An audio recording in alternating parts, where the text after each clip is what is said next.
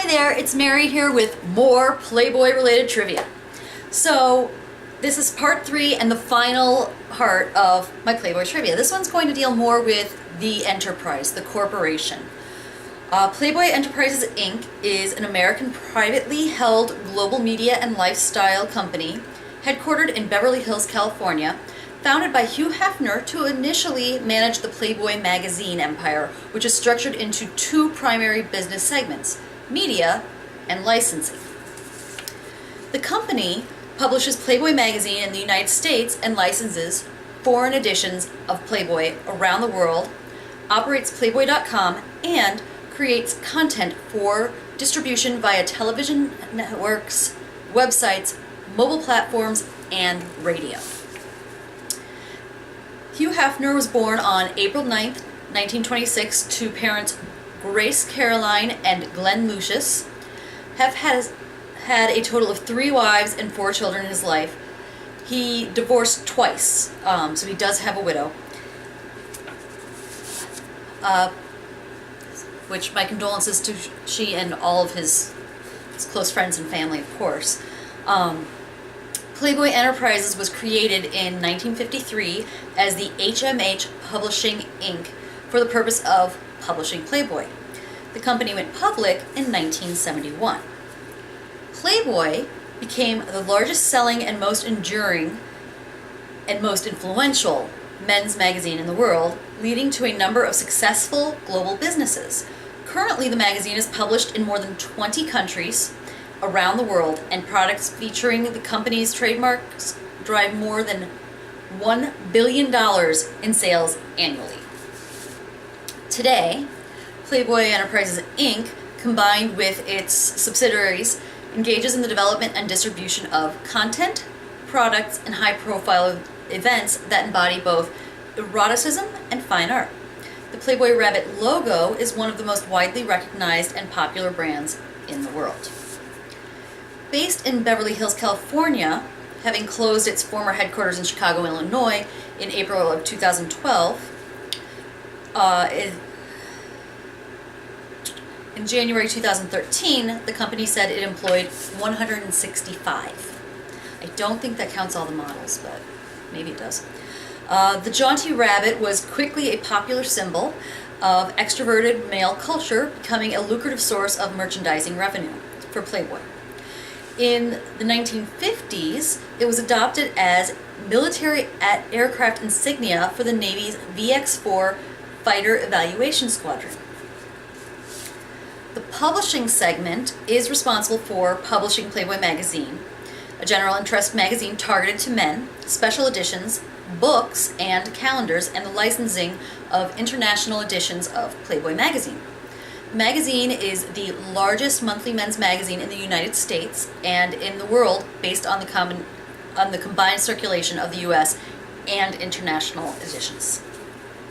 In 1970, Playboy became the first gentleman's magazine to be printed in Braille. It is also one of the few magazines whose microfilm format was in color and not black and white. Now, the Braille version does not have anything of the images, just the words. It's word for word there, but it does not have the pictures. Sale of the magazine has been banned in many parts of Asia, including mainland China and almost all Muslim countries except for Turkey. Magazine sales peaked in 1972 for Playboy at over 7 million copies. Now the company derives over 40% of its revenues from its media division, and about half of the revenue comes from the licensing of consumer products. Like this shirt. Playboy formerly published We magazine, and Hefner also published Trump magazine. For those who don't know, our current president has been on the cover of Playboy even. As of 2007, the publishing division accounted for nearly 30% of the revenue of the Playboy Enterprises. Historian Alex Haley served as a Playboy interviewer on a few occasions. One of his interviews was with Martin Luther King Jr. He also interviewed Malcolm X and American Nazi Party founder George Lincoln Rockwell in the April 1966 issue. Then he co-authored Malcolm X's autobiography. In 2010, Hefner received both the Award of Honor and the First Amendment Award from the prestigious Penn Center USA organization. In 2009, publication was reduced to 11 issues per year and 10 per year that December. Today, rival hardcore publications, the internet, and greater sexual freedoms mean Playboy is less shocking and less in demand. Quote, "We can never have the same power and impact as in the 60s. It was a different time and we changed the world." Hugh Hefner. Christie Hefner, Hef's first child, was born November 8th, 1952. She started working at Playboy in 1975, and she worked there for 4 years before she was promoted to the vice president. In 1982, she was named the next president of Playboy Enterprises. She excelled in her role as VP, and in 1988 was named the chairman of the board and CEO of the company. This move came shortly after Hugh suffered a minor stroke and reevaluated his lifestyle choices. She was the CEO and chairwoman really, for 20 years, making her the longest-serving female chairman and CEO of a U.S. public company. During her tenure at Playboy, Christie oversaw the many aspects of the company, including its policy, management, and strategy in all areas, and made Fortune's list of most powerful women 3 years. The company's worth eclipsed $1 billion under her leadership. Christie talked about how she had to work her way through the ranks at Playboy when she was a young woman. When she became the company's CEO, she said she worked to elevate other women in the workplace. Christie is quoted as saying, "I was very fortunate because it was even harder for women to get ahead then, and so candidly, I capitalized on that and was able to attract incredibly talented women who felt they couldn't go any further in the companies they were working for. When I left Playboy, over 40% of my executives were women." So, again, Playboy's empowering women. Not necessarily in the way you thought, but still empowering. One of Christie's fondest beliefs is empowering women to succeed in business roles. And another quote from her is, "It's both troubling and disappointing to be where we are." And she then cited the fact that women make up only 22% of the S&P 500 boards. After leaving Playboy, she wanted to do more to help the country. She credited the election of Barack Obama for steering her in that direction, and went on to say, "Just as this country is embracing change in the form of new leadership, I have decided that now is the time to make changes in my own life as well." So that was another Christie Hefner quote, of course. And so she went on after that to do more charity, and she's still working, she's just not working for Playboy. Playboy ran 40 Playboy Club properties from 1960 to 1986. Casinos in England from the mid-1960s to 1981, which is when they lost their operating license. A casino in Nassau, Bahamas from 1978 to 1982. And then from 1981 to 1984, the company was a partner in the Playboy Hotel and Casino in Atlantic City, New Jersey. They were denied a permanent New Jersey gaming license and were forced to sell it out to its partner, which changed the name of the hotel casino to the Atlantis Hotel and Casino. In 2006, however, Playboy returned to the nightlife business with the Playboy Club at the Palms Casino and Resort in Las Vegas, and closed in 2012. Other Playboy clubs opened in Cancun, Macau, and London in 2010 and 2011. The company says it will open at least 3 Playboy stores in each of the next 3 years. We'll see if that happens. Obviously, I'm a fan of their products, other than just their magazine, so maybe that would be good for me. Maybe it'd be bad because I'd be spending more money. The The company's Playboy Foundation provides grants to nonprofit groups involved in fighting censorship and researching human sexuality. The Hugh M. Hefner Foundation was established in 1964 to facilitate individual rights in our democratic society. The primary purpose of the foundation is to support organizations that advocate and defend civil rights and civil liberties, with special emphasis on those working on projects related to First Amendment rights and rational sex and drug policies. Some of them are a little out of control for that, and there are a lot of laws still in places that are antiquated by today's standards. But if they choose to enforce them, they're on the books. So back to Christie Hefner. She has been known to work with the Center for American Progress, a known progressive political organization, and she said she's long been involved in electing progressive candidates, advancing women, First Amendment issues, and advancing treatment for people with HIV and AIDS. She also established the Hugh M. Hefner First Amendment Awards. She established them in 1979 to honor individuals who have made significant contributions in the vital effort to protect, enhance First Amendment rights for all Americans. And she did that in honor of her father. Some notable winners, not saying any are less notable than the others, just these are names that many people will know. But some of the winners of the First Amendment Award have been Ed Asner, Alan Burns, Seth Freeman, and Gene Reynolds. In 1981, they won under the Arts and Entertainment section. Herbert Weiss, another Arts and Entertainment. Frank J. Donner for Lifetime Achievement were in 1982. Studs Terkel won a Lifetime Achievement in 1990. He'd also been a judge at one point. American Civil Liberties Union and American Library Association in law in 1997. And I'm a big fan of the ALA. Every year at work, I make sure I put together a banned book display. Michael Moore, the director, Arts and Entertainment in 1999. Penn and Teller, they won for Arts and Entertainment in 2000 to 2001. Bill Maher for Arts and Entertainment 2002-2003, and Norman Lear got a Lifetime Achievement in 2013. The reason why a lot of those were Arts and Entertainment were because that's why we know the names of a lot of them, is because they're also entertainers. So their name is out there maybe more prevalently in the culture. Rock the Rabbit was an annual music news and pictorial feature. It was always published in the March edition. The pictorial featured images of rock bands photographed by music photographer Mick Rock. Fashion designers participated in Rock the Rabbit event by designing t-shirts inspired by Playboy's rabbit head logo for each band.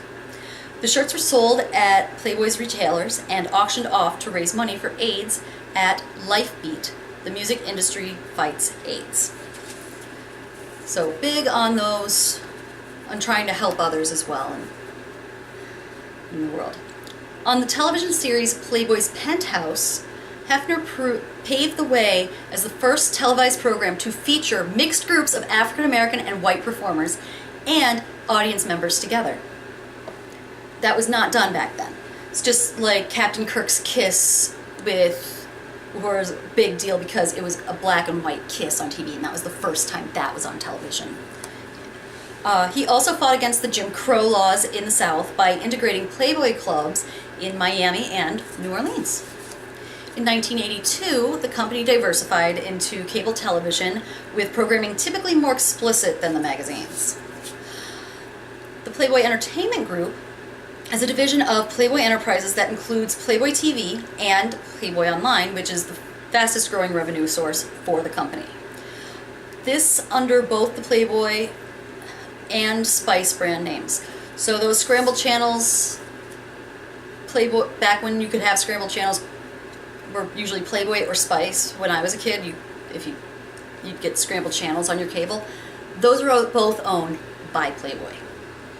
As of December 31st, 2005, Playboy Entertainment owned, operated, or licensed 23 television and movie networks under Playboy TV in Espanol, and Spice in the United Kingdom, Southeast Asia, Australia, New Zealand, Israel, and Japan.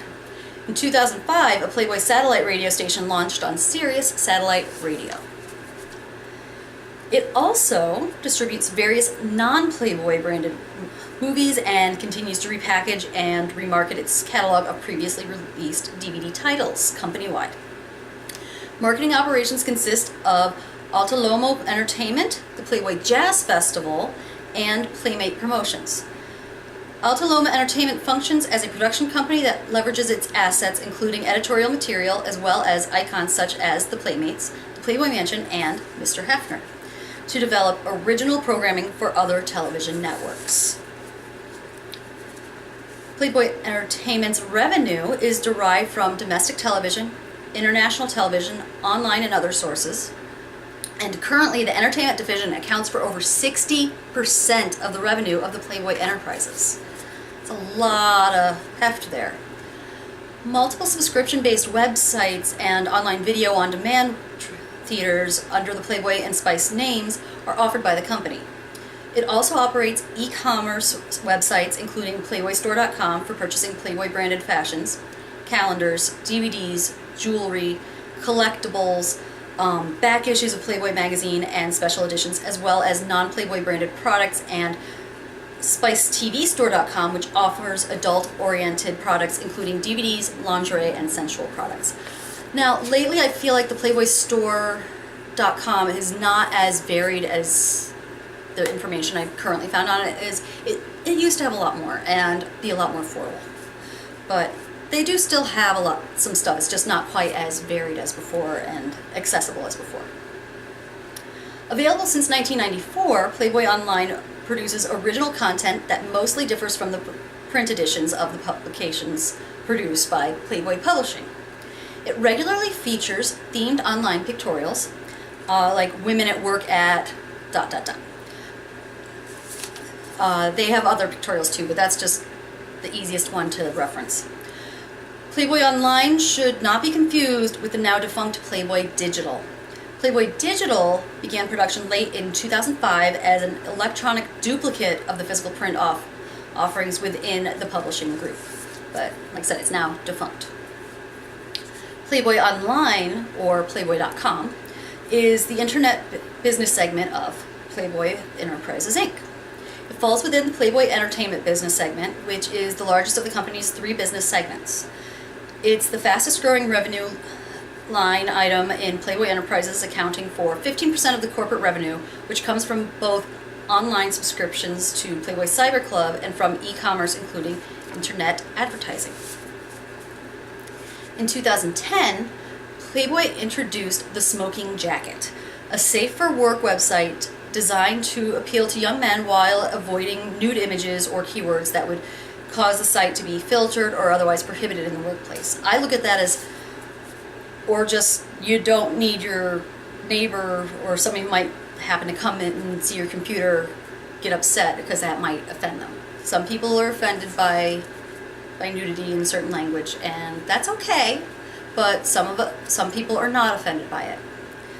But you need to know, don't just go and show them a picture of a nude and be like, are you okay with this? You need to be gentle about it and ease into that relationship of whether or not somebody's comfortable. In May 2011, Playboy introduced i.playboy.com, a complete uncensored version of its near 700-issue archive, targeting the Apple iPod. By launching the archive as a web app, Playboy was able to circumvent both Apple's App Store content restrictions and their 30% subscription fee. The Playboy licensing segment licenses the Playboy name, the rabbit head design, and other images, trademarks, and artwork to appear on a wide range of consumer products, including apparel, accessories, footwear, lingerie, jewelry, fragrances, and home fashions. Licensed products generate more than $1 billion in global retail sales in more than 150 countries and territories. Spirits and vapor products are among Playboy's latest licensing ventures. Playboy's brand image is possibly the most valuable asset today, rather than the periodical that started it all. It's clear that the building and the empire that fund it are the products of more than half a century of fighting for what Hugh Hefner believed. Pictures of naked women are not pornographic, not exploitative, and should not be censored. Some or many may disagree, but it is an issue of freedom of the press and freedom of those women who choose to put themselves out there like that. It's not a coercion thing. If it's a coercion thing, then it's an issue. If you're getting the girl drunk or not getting consent from her, that's an issue. Her choosing of her own free will, I say, if that's what she wants to do, let her. The company's trademarks and copyrights are critical to the success and potential growth of its business. Since Playboy is one of the most recognized, celebrated, and popular consumer brands in the world, in 2013, Playboy ranked number 56 among the top 150 global licensors by License Global magazine. About 50% of the revenue of Playboy Enterprises is accounted for by the licensing division. I don't know how these percentages are adding up or if they overlap, but I'm just going with what I found. Playboy is one of the most recognized and popular consumer brands in the world, and Playboy Enterprises Inc. is a media and lifestyle company that markets the brand through a wide range of media properties and licensing initiatives. Playboy Lifestyle Limited has signed the master and exclusive franchise license agreement with Playboy Enterprises USA for 10 years for the use of the Playboy brand in India for various businesses. Playboy Lifestyle representatives have also stated that the company will adapt the Playboy brand to suit India's decency standards and will not allow content/material that is deemed, quote, lascivious or appealing to prurient interests, end of quote. So they're still keeping it to the standards of the country. Through licensing agreements, the Playboy brand appears on a wide range of consumer products in more than 180 countries, as well as retail stores and entertainment venues. On July 12, 2010, Playboy Enterprises Inc. announced Hef's $5.50 per share offer, which ended up being $122.5 million based on shares outstanding on April 30 and closing price on July 9th. To buy the portion out of the company he did not already own and take the company private with the help of Rizvi Travers Management LLC. So until then, it was public. It had originally been part of it, then went public, and now it's taking it back to being private. In January 2011, the publisher of Playboy magazine agreed to an offer by Hefner to take the company private for $6.15 per share, 10% premium over the previous day of trading. The buyout was completed in March 2011. So, as far as I know, it's currently a privately held company.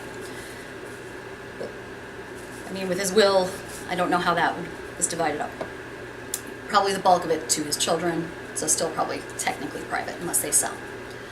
March 2011, founder Hugh Hefner succeeded in a bid to take Playboy private after 40 years as a publicly traded company. Due to significant losses in the company's value, down from $1 billion in 2000 to $84 million in 2009, the Playboy publishing empire went up for sale for $300 million. So,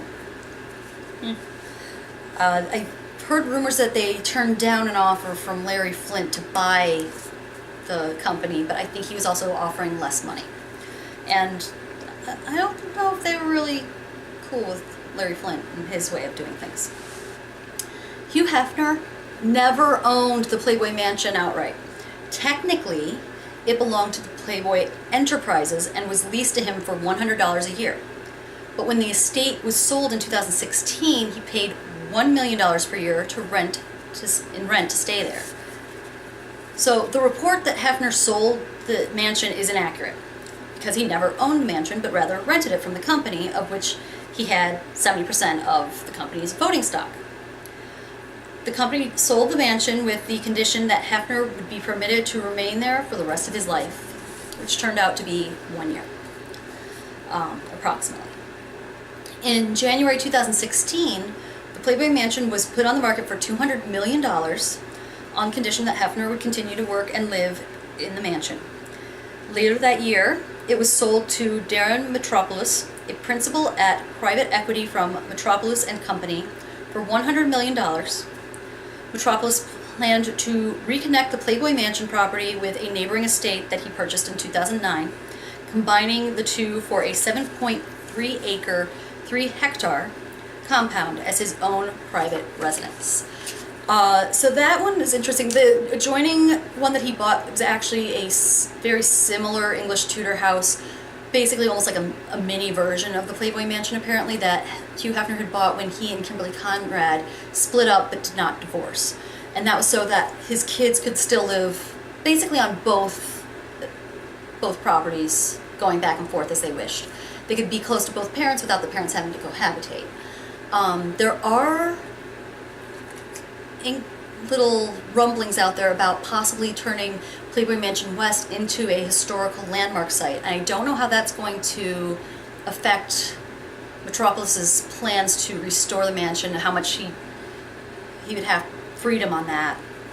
But it would be interesting to find out.